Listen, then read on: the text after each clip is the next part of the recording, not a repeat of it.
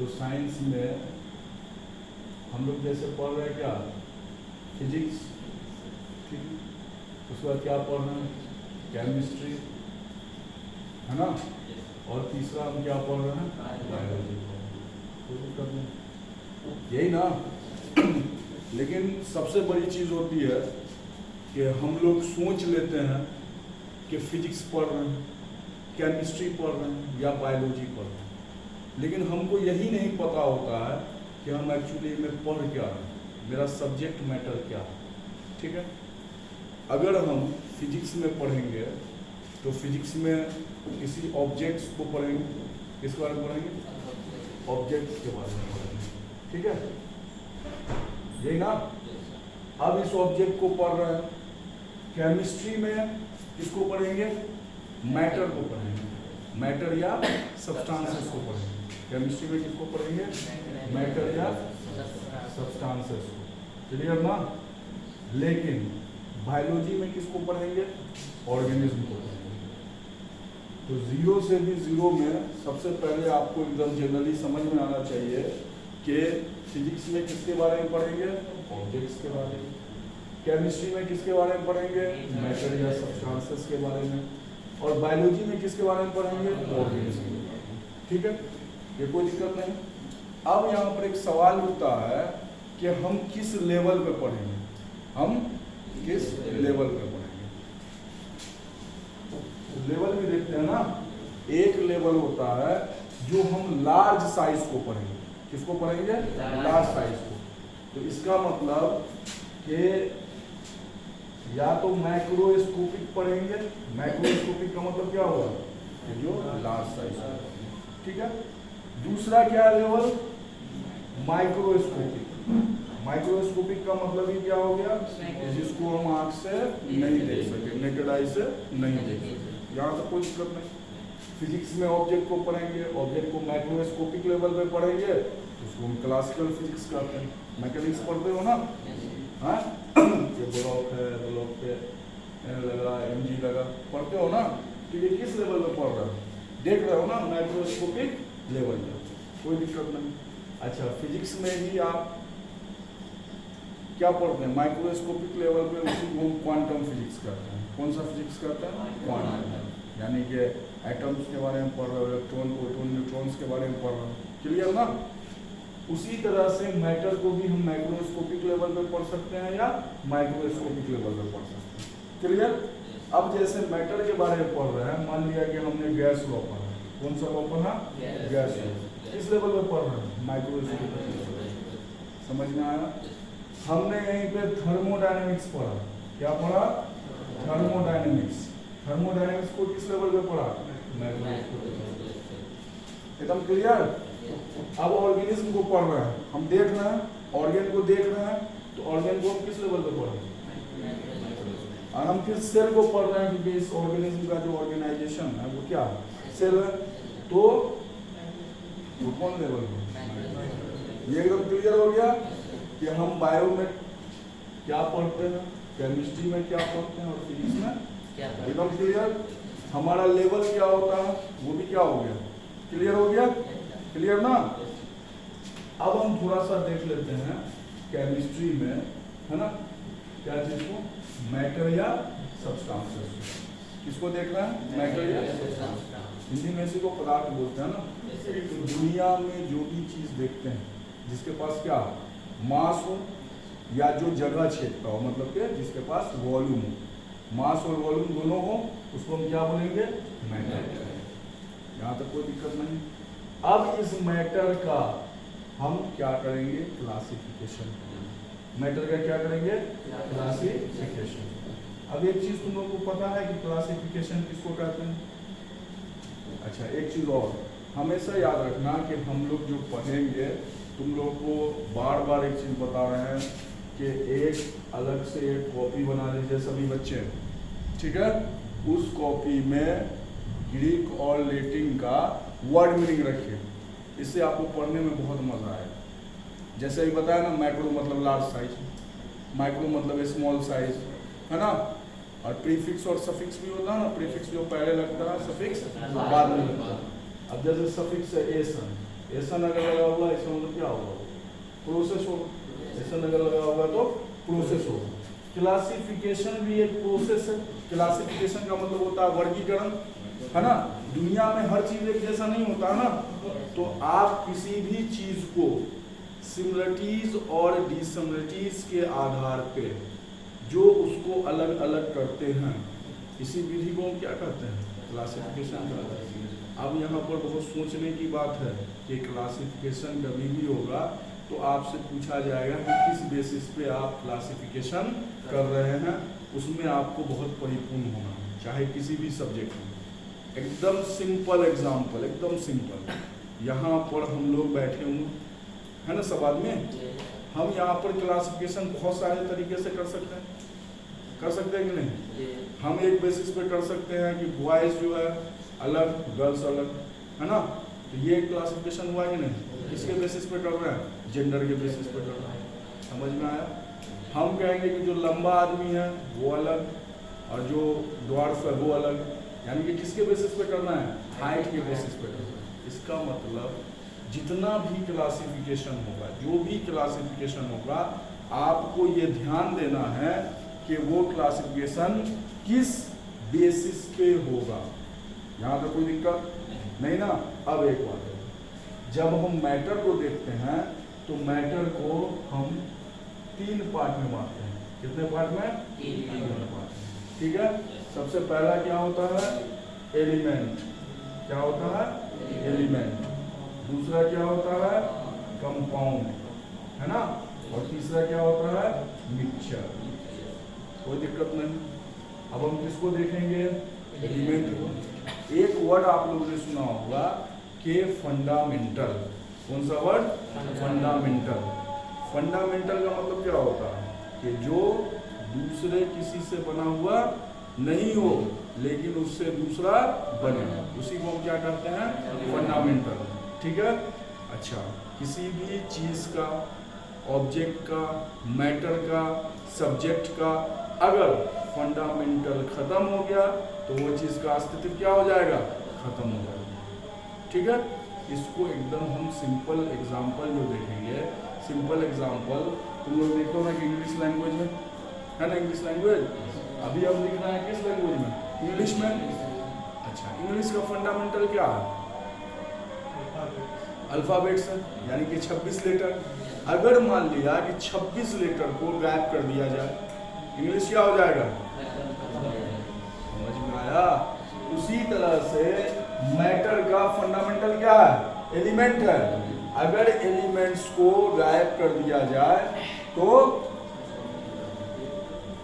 Matter खत्म। इससे हम क्या सीखे कि जो भी फंडामेंटल होगा उसका प्राइम इंपोर्टेंस होगा, पहला पॉइंट। जो भी फंडामेंटल होगा उसका नंबर लिमिटेड होगा कि नहीं होगा।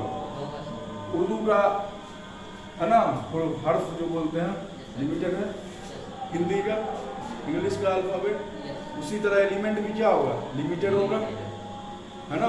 जनरली एलिमेंट कितना होता है, टोटल नंबर ऑफ एलिमेंट 100। कोई दिक्कत नहीं, ये बात एकदम समझ में आया। मैटर को हम कैटेगराइज किसमें किए, एलिमेंट में, कंपाउंड में और मिक्सचर से। यहाँ तक कोई दिक्कत नहीं। अच्छा, अब एक चीज है कि जो हम एलिमेंट को हम कहाँ देखते हैं, पीरियोडिक टेबल में ना। एलिमेंट को कहाँ देखते हैं, पीरियोडिक टेबल में। ठीक है ना। हॉरिजॉन्टल और वर्टिकल, ग्रुप एंड फैमिली, उसको फिर देखेंगे। अच्छा, अब एक चीज देखो, एक बात बताओ कि मैटर जो होगा वो किस फॉर्म में हो सकता है, पार्टिकल्स के फॉर्म में। किस फॉर्म में, पार्टिकल्स के फॉर्म में। तो इस मैटर का जो फॉर्म होगा, मतलब कि जैसे ना किसी मैटर को आप तोड़ते जाइए कण कण कण कण, तो वो पार्टिकल्स के फॉर्म में मिलेगा ना। ये जो फॉर्म होगा मैटर का, ये किस फॉर्म में, पार्टिकल्स के फॉर्म में। कोई दिक्कत नहीं। ये पार्टिकल्स 2 तरह का हो सकता है। ये पार्टिकल्स कितने तरह का, एक हो जाएगा एटम और दूसरा हो जाएगा मॉलिक्यूल। कोई दिक्कत। सबसे छोटा पार्टिकल्स क्या हो जाएगा, देखो हम सब एटॉमिक पार्टिकल्स की बात नहीं कर रहे हैं, है ना, हम एटम तक, फिर सब एटॉमिक पार्टिकल जाओगे, इलेक्ट्रॉन है, प्रोटॉन है, न्यूट्रॉन है, हम स्थिति बचा रहे हैं कि जैसे अब एलिमेंट है, अब आयरन है, ठीक है, कार्बन है ना, या कोई कंपाउंड बना हुआ, तो उसमें कंपाउंड भी जो बना तो एलिमेंट के कॉम्बिनेशन से बना ना, जो लॉ ऑफ केमिकल कॉम्बिनेशन लगेगा, तो ये जो लास्टली इसका जो पार्टिकल है कहाँ तक जाएगा, एटम्स तक जाएगा। एक बात बताइए कि अभी हम तुमको बताए थे कि एक जो है कॉपी बनाना है जिसमें वर्ड मीनिंग रखना है, तो हम होमो लिखें, होमो मतलब सेम, और हेट्रो लिखें, हेट्रो मतलब डिफरेंट, कोई दिक्कत नहीं। अब एक बात बताओ, हम अभी बताए हैं कि फंडामेंटल जो होगा उससे दूसरा नहीं बने, लेकिन उससे दूसरा मतलब वो किसी दूसरे से नहीं बने लेकिन उससे दूसरा बने, यानी कि उसको आप कंपोनेंट में नहीं तोड़ सकते हैं, है ना, एलिमेंट को कंपोनेंट में नहीं तोड़ सकते हैं। इससे क्या मतलब हुआ कि एलिमेंट हमेशा एक ही टाइप के एटम का बना होगा कि नहीं होगा, कोई दिक्कत क्यों, क्योंकि एलिमेंट क्या है, फंडामेंटल। अगर हम एलिमेंट के बारे में लिखेंगे कि एलिमेंट जो होता है वो होमो एटॉमिक होता है, कोई दिक्कत, इसका मतलब क्या हुआ, एक ही टाइप के एटम का बना होगा। और दूसरा बात हम जानते हैं कि मॉलिक्यूल्स किसको कहते हैं, एटम्स अगर कंबाइन करेगा, atoms combine to form molecules, कोई दिक्कत। अब एक बात बताओ, पीरियोडिक टेबल में जितना भी एलिमेंट है ना, पीरियोडिक टेबल में जितना भी एलिमेंट है, आपसे तो बच्चा वाला क्वेश्चन पूछ दिया जाए, एकदम बच्चा वाला, कि पीरियोडिक टेबल में जितना भी एलिमेंट है वो एटॉमिक फॉर्म में है या मॉलिक्यूल फॉर्म में है, एटॉमिक फॉर्म में, क्योंकि H2 नहीं होता ना, H, कार्बन जैसे C, नाइट्रोजन सिर्फ N, N2 नहीं होता ना, मेरी बात समझे कि नहीं समझे, पीरियोडिक टेबल में एलिमेंट किस फॉर्म में है, एटॉमिक फॉर्म में, कोई दिक्कत नहीं। लेकिन अब दूसरा सवाल है, पहला क्वेश्चन हम क्या बोलेंगे, जीरो से भी जीरो पढ़ाई करेंगे और लेवल को बहुत हाई ले जाएंगे। पहला क्वेश्चन पूछा ना कि पीरियोडिक टेबल में एलिमेंट किस फॉर्म में है, तो क्या बताया, ठीक। मेरा दूसरा क्वेश्चन है कि क्या एलिमेंट मोलेक्यूल के फॉर्म में एग्जिस्ट कर सकता है या नहीं कर सकता है, एकदम कर सकता है। अगर हम जैसे लिखते हैं H2, है ना, इसमें अभी कितना आइटम, 2 आइटम ना, और अभी बताएं कि 2 आइटम कंबाइन करेगा या एटम्स कंबाइन करेगा तो क्या बना देगा, मॉलिक्यूल बना देगा, तो एग्जिस्ट कर सकता है ना, N2, है ना। और एलिमेंट में जो औकात होगा ना कंबाइन करने का, बात समझेंगे ना। अब जैसे नाइट्रोजन है ना, है ना, जैसे हाइड्रोजन है, 2 ही एटम कंबाइन कर सकता है, यानी कि किस फॉर्म में रहेगा, H2 ही के फॉर्म में रहेगा, ये H3 नहीं हो सकता है। तो जितना नंबर एटम का कंबाइन कर देगा कैपेसिटी होगा, उसी को हम बोलते हैं एटोमिसिटी। क्या बोलते हैं, एटोमिसिटी। समझ में आया। तो हाइड्रोजन का एटोमिसिटी कितना हो गया, 2। अब जैसे जो नोबल गैसेज है, नोबल गैसेज है ना, हीलियम है, नियॉन है, आर्गन है, क्रिप्टन है, तो इसका एटोमिसिटी क्या, हीलियम तो एग्जिस्ट होता है ये मोनो एटॉमिक में ना, इसका एटोमिसिटी कितना हो गया, 1। अब फिर बच्चा वाला क्वेश्चन, या इसको 0 से क्वेश्चन है बोल, ये बताओ कि पूरे पीरियोडिक टेबल में या आपके पास जो 118 एलिमेंट है उसमें कौन सा एलिमेंट है जिसका एटॉमिसिटी मैक्सिमम होता है, बताइए। पूरा पीरियोडिक टेबल है ना, उसमें ऐसा कौन सा एलिमेंट है जिसका एटॉमिसिटी क्या होता है, मैक्सिमम होता है, वो कौन होता है, सल्फर। और सल्फर का एटॉमिसिटी कितना होता है, 8। समझ में आया। तो क्या सीखे हैं, एलिमेंट क्या होगा, होमो एटॉमिक होगा। एलिमेंट मोलेक्यूल के फॉर्म में हो सकता है कि नहीं, बिल्कुल हो सकता है, लेकिन मोलेक्यूल जो होगा वो क्या होगा, होमो एटॉमिक, एक जैसा, यहाँ तक कोई दिक्कत नहीं। एलिमेंट को क्या कंपोनेंट में तोड़ सकते हैं, नहीं तोड़ सकते, क्लियर है ना। अब हम किस पे आ जाएंगे, कंपाउंड पे। किस पे आएंगे? कंपाउंड पे।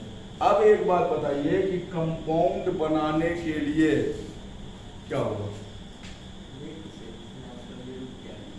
कंपाउंड बनाने के लिए एलिमेंट का कॉम्बिनेशन होना जरूरी है।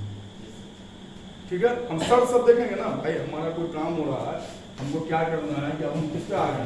कंपाउंड पे। तो कंपाउंड बनाने के लिए किसका कॉम्बिनेशन होना जरूरी है? एलिमेंट का कॉम्बिनेशन होना जरूरी है। अब एक चीज बताते हैं, हम इधर से घुमा के पढ़ेंगे, हम इधर से घुमा के पढ़ेंगे, कि हम किधर से भी घुमा के पढ़ेंगे, जो कॉन्सेप्ट होगा वो एक ही होगा, और जितना ज्यादा घुमाएंगे उतना कॉन्सेप्ट हमारा मजबूत होगा। एकदम जनरल आपको दिखाना है। यहाँ पर हम क्या लिखे? कंपाउंड, है ना? क्या लिखे? कंपाउंड। कंपाउंड क्या है? कॉम्बिनेशन है ना? किसका कॉम्बिनेशन है? एलिमेंट्स का।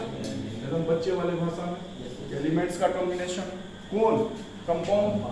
अब यहाँ पर एक सवाल है कि ये कंबाइंड कब होगा? जब एलिमेंट रिएक्शन करने के लिए तैयार होगा। नहीं, एलिमेंट रिएक्टिव होगा तभी ना कॉम्बिनेशन होगा। ठीक, अब जब एलिमेंट रिएक्शन करने के लिए तैयार होगा तो केमिकल रिएक्शन होगा। सही है? और जहां केमिकल रिएक्शन होगा इसका मतलब केमिकल कॉम्बिनेशन होगा, है ना? और कोई भी चीज जो होगा तो उसके लिए लॉ होगा कि नहीं होगा? होगा ना? तो अगर वो लॉ होगा तो उस लॉ को क्या लिखेंगे?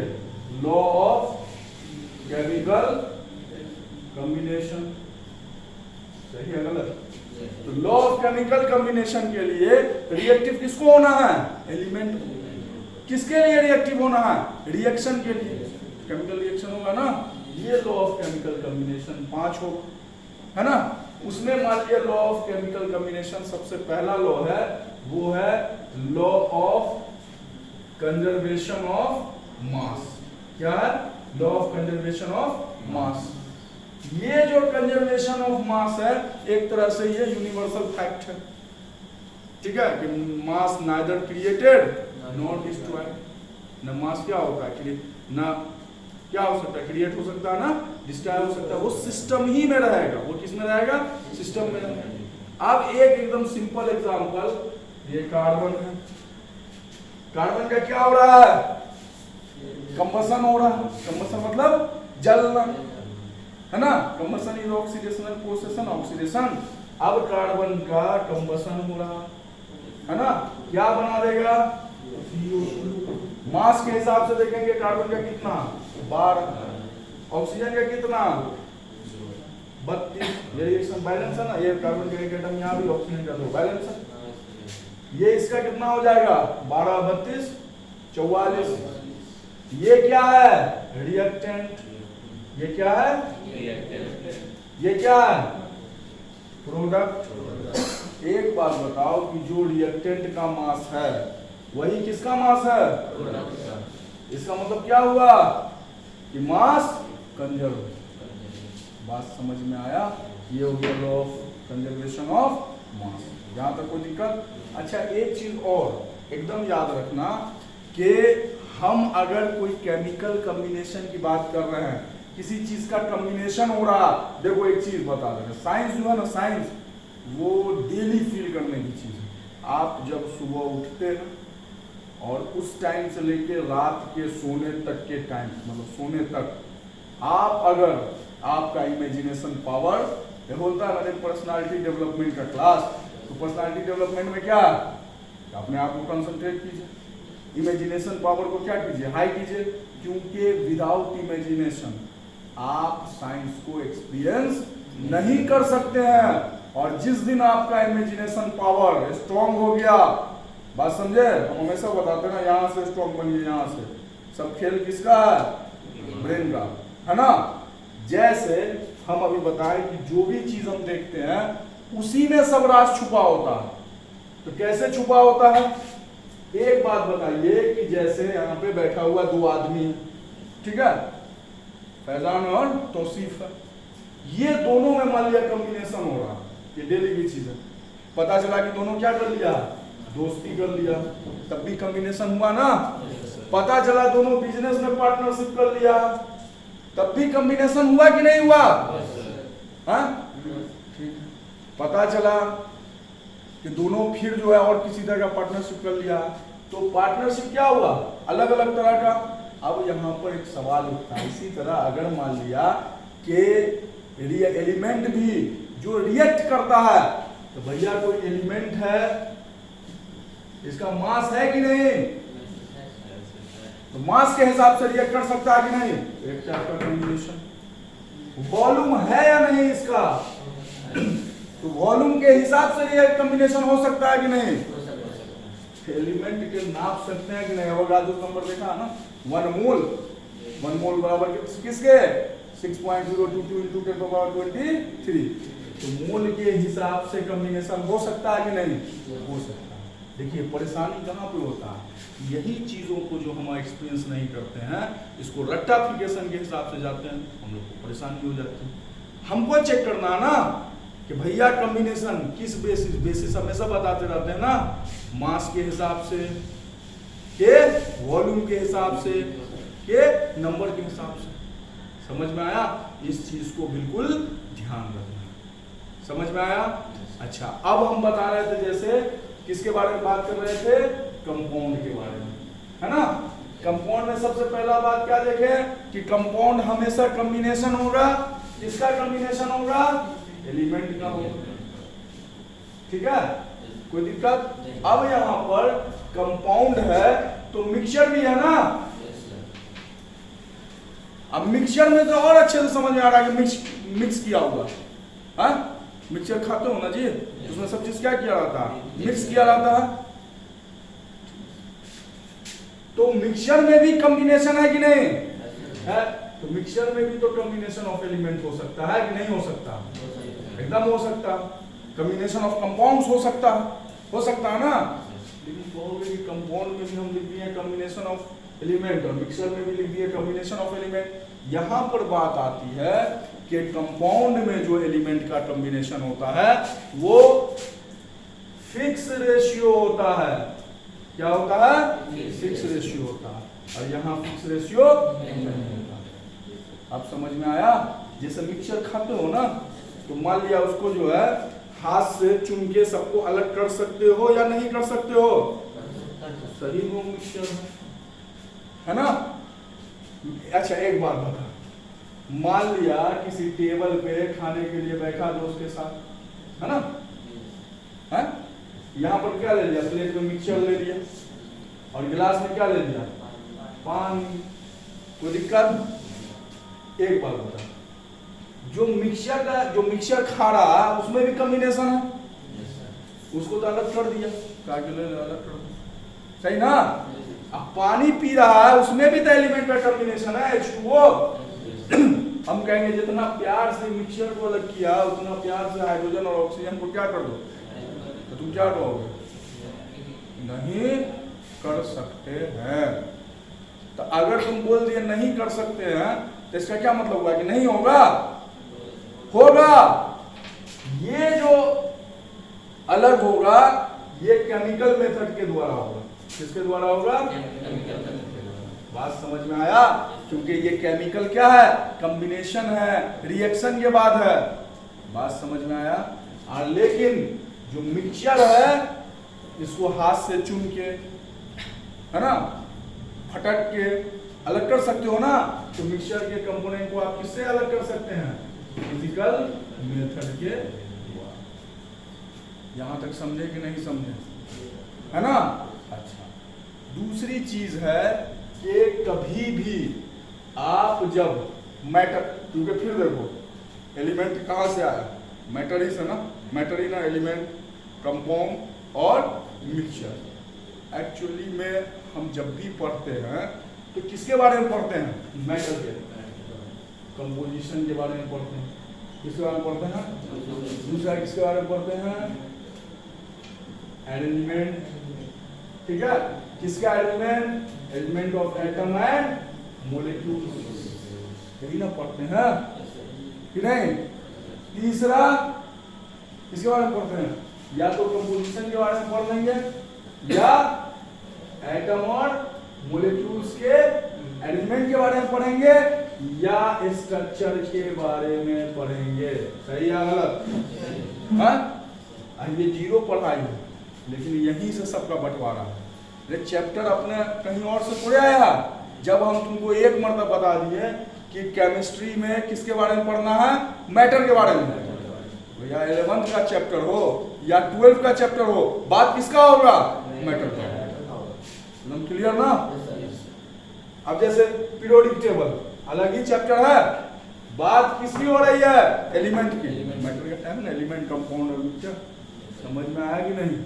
रे स्ट्रक्चर पढ़ते हो ना मॉलिक्यूल का, बीएससी पीआर थ्योरी पढ़ते हो ना, valence shell, electron pair repulsion theory, chemical bonding में मॉलिक्यूलर ऑर्बिटल थ्योरी, ज्योमेट्री पढ़ते हो ना, किसकी बात हो रही है?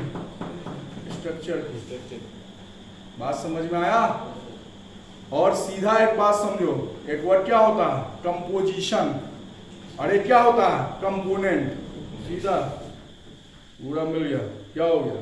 कंपोजिशन। और पार्ट कंपोनेंट। क्लियर की नहीं? हाँ, जैसे अगर होल की बात करें तो कंपोजिशन की बात करेंगे, और एक पार्ट की बात करेंगे, सिंगल पार्ट की, तो कंपोनेंट की बात करेंगे। समझा कि नहीं? अब जैसे मिक्सचर का 2 तरह का होता है, एक होता है होमोजेनस मिक्सचर और एक होता है हेटेरोजेनस मिक्सचर। होमोजेनस मिक्सचर में कंपोजिशन यूनिफॉर्म होता है, प्रो, और इसमें नॉन यूनिफॉर्म होता है। बात समझ में आया ना? तो इसमें कंपोनेंट तुरंत कर सकते हैं ना। ये डेस्क है, ये पोडियम है, दोनों को मिला दिए, एक सिस्टम हो गया ना। लेकिन डेस्क अलग, एक अलग कंपोनेंट, और ये समझ में आया? जैसे एकदम सिंपल एग्जांपल में पानी है ना, पानी में क्या डाल दो? चीनी है ना, ग्लूकोज ले लेते हैं, C6H12O6, इसमें घोल देते हो ना, तो 2 कंपोनेंट हुआ कि नहीं? यही ना होमोजेनस मिक्सचर बना दिया जो सॉल्यूशन हुआ। 2 कंपोनेंट है तो क्या हो गया? बाइनरी हो गया। बात समझ में आई कि नहीं? इससे आगे की क्लास कल फिर लेंगे, और आप लोग से निवेदन कि 7 बजे से स्टडी रूम में बैठ जाएगी। ये हॉस्टल का